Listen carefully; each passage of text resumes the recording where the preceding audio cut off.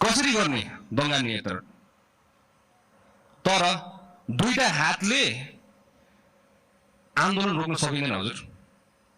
हामीले माथिबाट निर्देशन दिँदै गर्दाखेरि तल्लो दर्जाको हाम्रो कर्मचारीहरूले कति रिस्क बेहोरेर तपाईको अगाडि उभिनुपर्छ ज्यान धरापमा राखेर हुनुपर्छ at least we need to equip them तपाईको त्यही अनुसारको शिल्ड त्यही अनुसारको बुट त्यही अनुसारको कम्युनिकेसन च्यानल्सहरू इक्विपमेन्ट गियर्स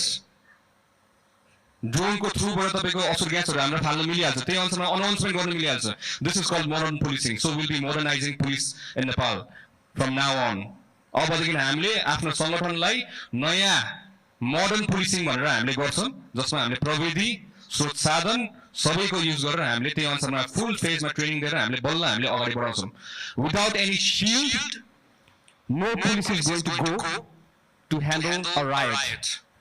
कुनै आन्दोलन हुँदैछ भने शिल्ड बिना र फुल गियर इक्विप